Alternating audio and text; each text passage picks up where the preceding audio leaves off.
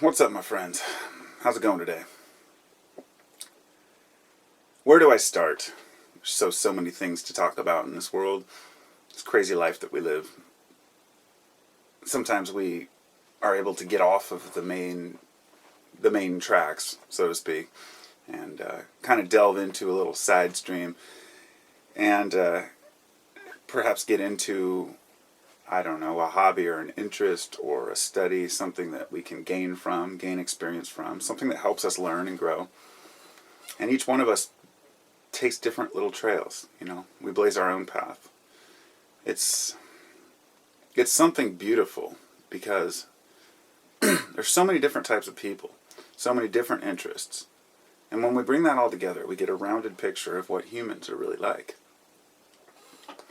If you lived alone, and you'd always lived alone, you wouldn't resemble anything like a modern member of society.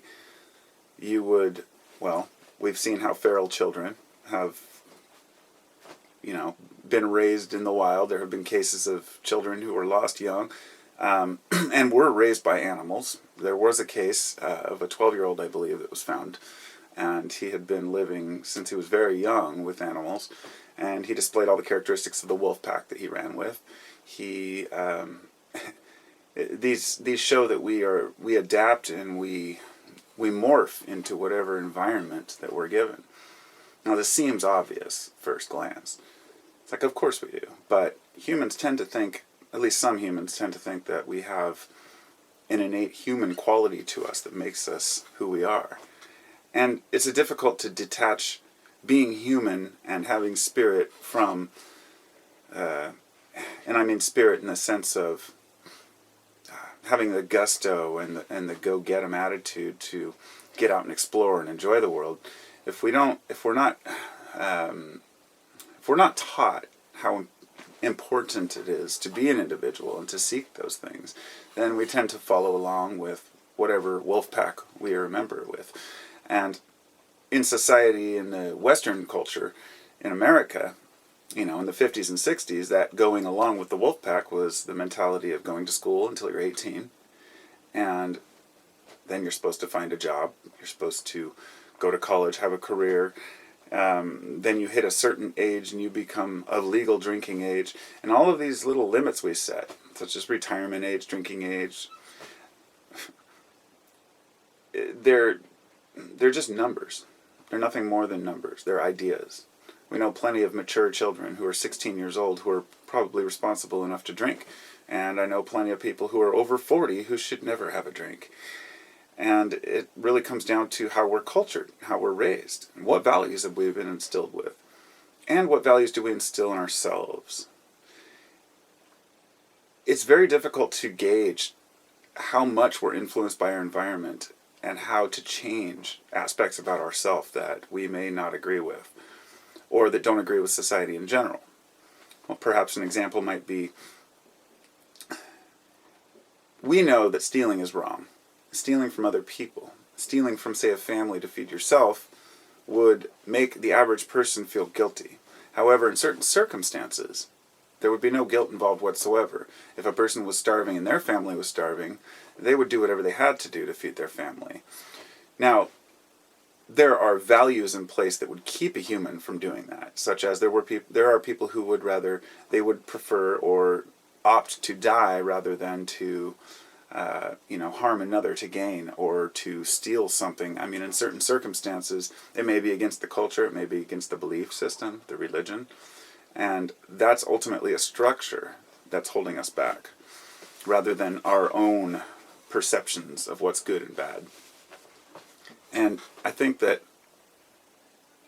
in a sense, we're trying to live a moral life, many of us anyway, because we feel that it's the best way to keep society together.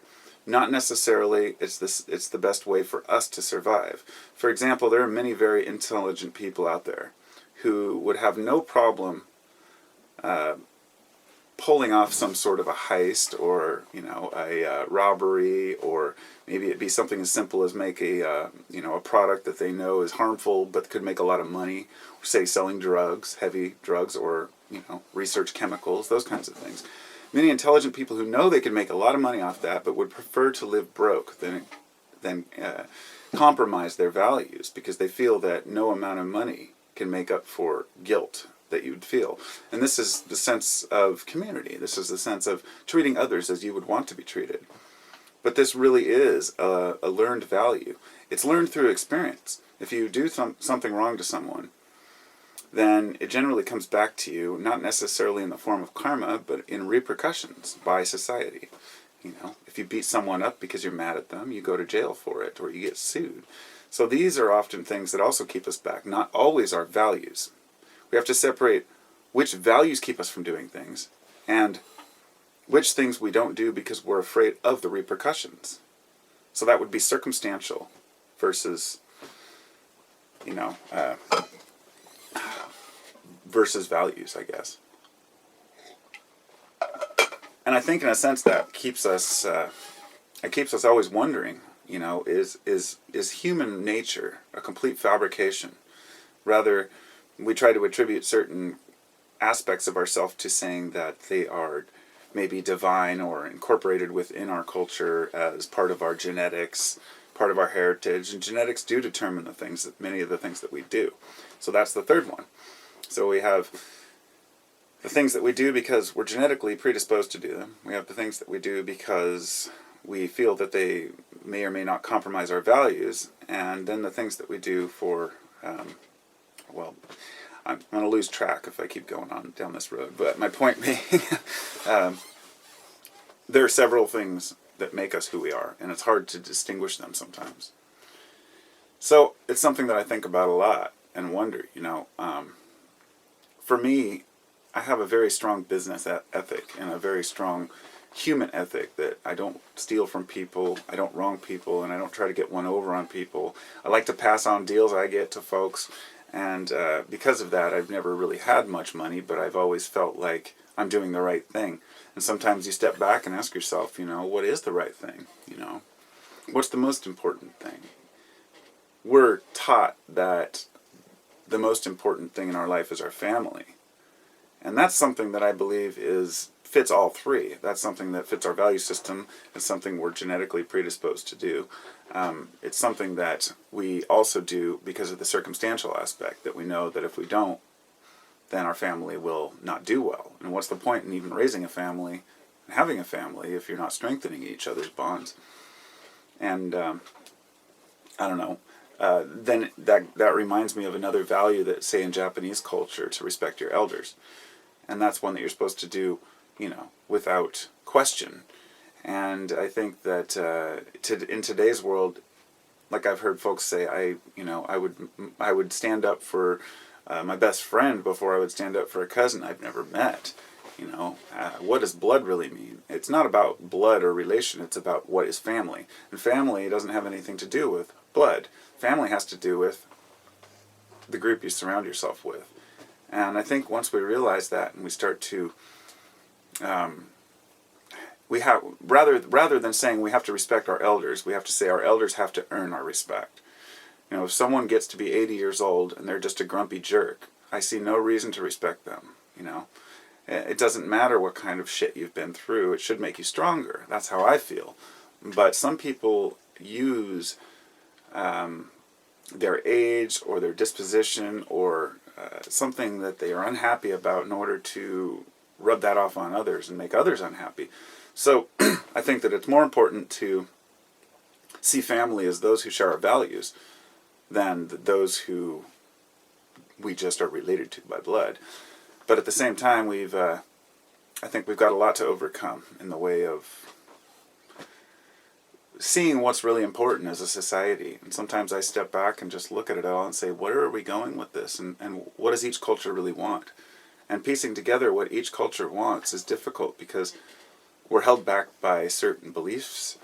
We're held back by certain paradigms and systems of thought. We're held back by our own confusion, and we're held back by our lack of vision for the whole, because we are doing our little part. Each person may be a specialist in one area, but in order to get an idea of what's really going on, we have to get the big picture, which means look at everyone. We can't just negate 90% of the scientists who are saying one thing just to get the confirmation bias from the 10 that agree. But in some cases, it's much more difficult to know whether a person is claiming something because they truly believe it or because they truly want to believe it. And so we as individuals have to go into our hearts and say, we can't know if our deepest, darkest thoughts are the product of genetics, something that we've just inherited down the lineage of humanity.